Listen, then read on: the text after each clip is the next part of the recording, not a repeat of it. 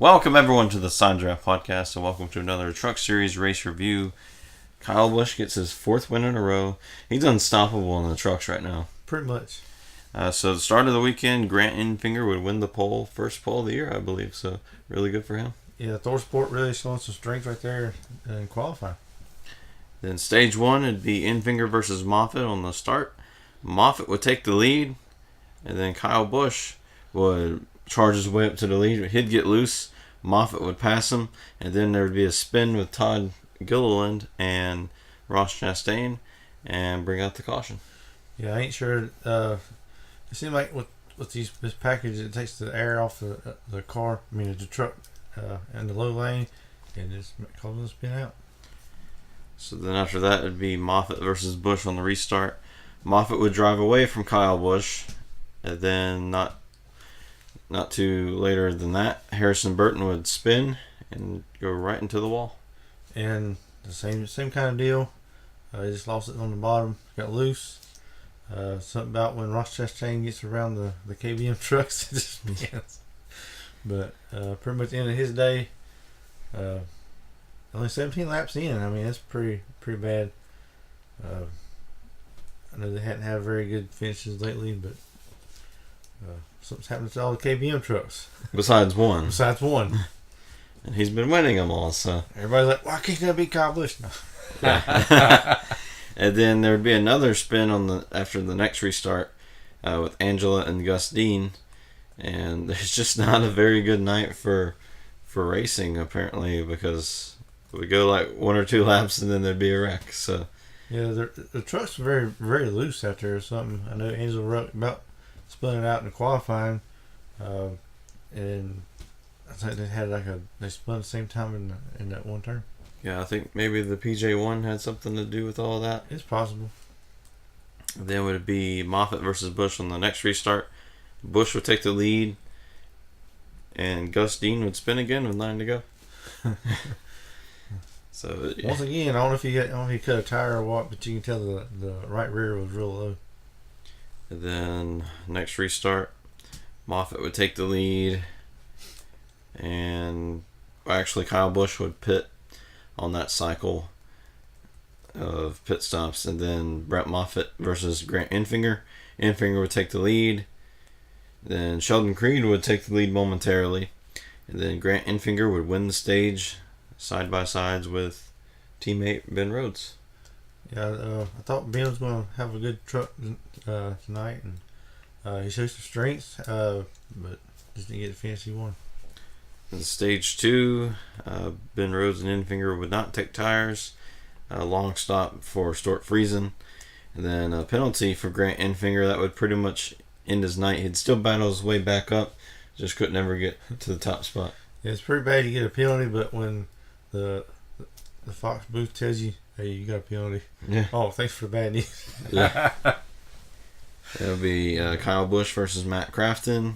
Busch would take the lead. Then Alfredo would crash. So a very fiery crash as well. Yeah. I ain't sure what's going on there. Those the trucks. They try to get the side draft too much, and then they just kind of lose it. Yeah, you can't get us. Yeah.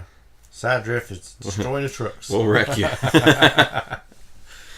It'd be Busch versus Crafton again. Austin Hill, he had some sort of issue of 10 to go in that stage. I believe it was with the water temperatures or something like that. At least so. And then Kyle Busch would just win stage 2. Then stage 3, Busch would take the lead again. Out of those who take 4 tires, it would be Johnny Sauter versus Busch on the next restart. Sauter would get a great start. Moffitt would get up to second. And then Busch would battle Sauter from the lead. And Moffitt would be right there with Busch. And then he would take the lead from Busch. A very fast truck out of Brett Moffitt. Yeah, I thought Brett Moffitt really had one of the best trucks. They made a really challenge. Kyle Busch, but unfortunately, ain't sure what happened to him. He's just driving too hard or trying to race other trucks, and it just didn't work out. Then Forrester would crash, causing another caution. Kyle Busch would take 2 tires, which I thought, he's got it in the bag because Moffitt would take 4. There's no way they would make their way up to battle them, but they got up there pretty fast. Yes. With Moffitt and Friesen, they would just dice through the field. And then another caution, the 9 of Cody Robar. Yep. Or Ba, whatever. Trying to figure out how to say some of these names. Yeah. And then it'd be Busch versus Friesen on the next restart. Friesen would be right there. And also Brett Moffitt, but he would, I don't know if he got loose coming through the tri-oval and just had to back it off and Rhodes just smashed into him or what happened there, but not good out of Brett Moffitt though, because he had the truck to beat. Yeah, I believe Brett Moffitt and Ben Rhodes, they really had really fast trucks. Trying to get up there, and Brett Moffitt really ruined my chances of winning. Yeah. Yeah, because you picked Ben Rhodes, Ben Rhodes. In the fast picks on Friday. Yeah, I thought he was. I mean, he was really real strong. You can tell he was catching the leaders, and just he really couldn't get through traffic real good. They'd block him in, but he keep trying. So Friesen would have the better truck than Kyle Busch. He was just driving it too hard at the end, and just toasted the tires, and he ended up getting really tight. And Kyle Busch would just cruise on to a win. Yeah. So a little hint for Stuart Friesen: if you have to, just knock him out of the way. But we don't care. Just knock him out of the way. He doesn't matter. I mean, he doesn't really matter in the series. I mean, he's just there for wins. Just he's knock not. him out of the way. He's not going for points or anything. It's okay to rough him up a little bit. Yeah. And I think we was all expecting it, but Friesen never could really get to him to do that anyway. Yeah. I believe if I was going for my first win and I finished second so many times, I'd just knock him out of the way. Yeah, especially when it's someone who is just there to be there. So yeah. I definitely would try something to get my first win, get into the playoffs, and not have to worry about anything the rest of the season, because you never know what's going to happen throughout the season. I know a few fans would probably get mad at that to knock him out of the way, but it's Kyle Busch. You might get a lot of fans if you knock him out of the way. Yeah, pretty much, but really, 4 wins in a row. No one's been able to win their way to get into the playoffs, but thankfully, we'll see someone do that in the next race at Dover, which is about 3 or 4 weeks away. So, got a long time before we talk about the trucks again. Yeah, I believe Kyle Busch really knows where to put the truck, because his arrow push and everything, it really slows the truck behind him down. Because you can tell that Stewart really had a stronger truck, but he just couldn't.